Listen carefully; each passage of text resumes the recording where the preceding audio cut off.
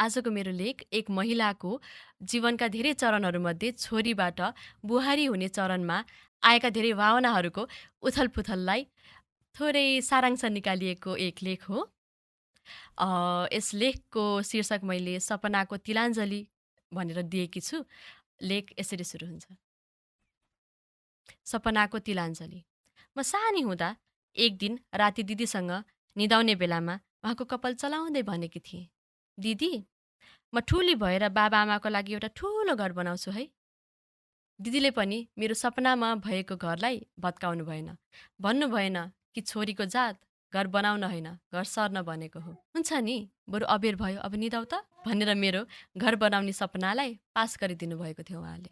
त्यो घर जसको कल्पना मैले 20 वर्ष पहिले गरेकी थिएँ, अहिले त्यसको नक्सा समेत कोर्न सकेकी छैन र सायद अब सक्दिनँ पनि। यो कारणले नसक्ने होइन कि मसँग क्षमता छैन।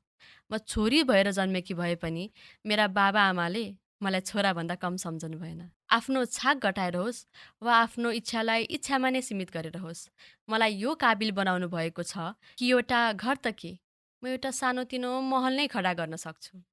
तर म अब त्यो नाबालक म हुँदाको घर बनाउने सपनालाई मनरूपी दराजमा थन्काउन गइरहेकी छु आज मेरो टिकोटालो वा अङ्ग्रेजीमा भन्नुपर्दा इन्गेजमेन्टको दिन। हिजो जस्तै लाग्छ त्यो दिन जब मलाई हेर्न केटा पछिबाट आएका थिए। मेरो शील, स्वभाव, बोलीचाली र यहाँसम्म कि मेरो जिउडालको लेखाजोखा गरेर पछि खबर गराउला भनेर बिदाबारी भएका थिए उनीहरू।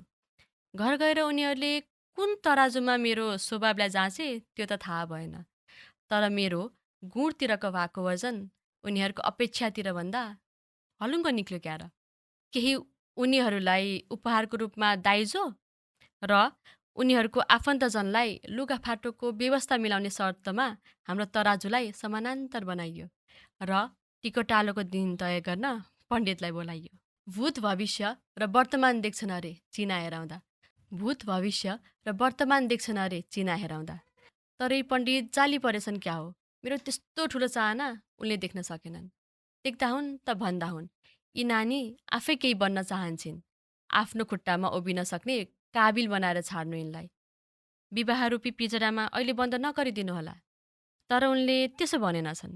उनले भनेछन् नानी के लक्षिनकी छन्, घरको शोभा बढाउँछिन् र आजको मितिलाई उत्तम छ भनिवरी दक्षिणा लिएर बिदा भएछन्।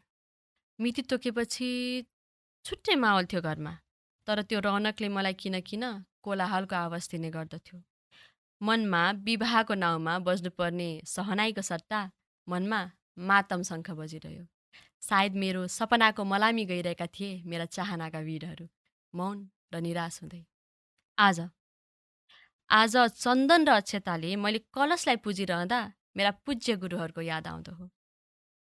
कति ज्ञान पाएकी थिए उहाँहरूबाट, तर आज आमाको घरमा माइतीको इज्जत जोगाउनु नि ज्ञान मात्र काम लाग्न सक्छ सायद। अब आज उनले र मैले टिका साटासाट गर्दा याद आउँदो हो, बाबाले आफ्नो सबै आवश्यकता बन्दकी राखेर जम्मा गर्नुभएको पैसासँग ज्ञान साटासाट गर्नुभएको कलेजमा।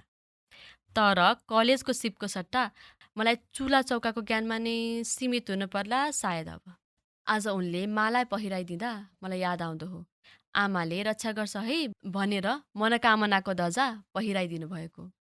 आमालाई पनि याद भएन सक्या र मेरो सबैभन्दा रक्षा गर्ने देवी उहाँ स्वयं हुनुहुन्छ भनेर।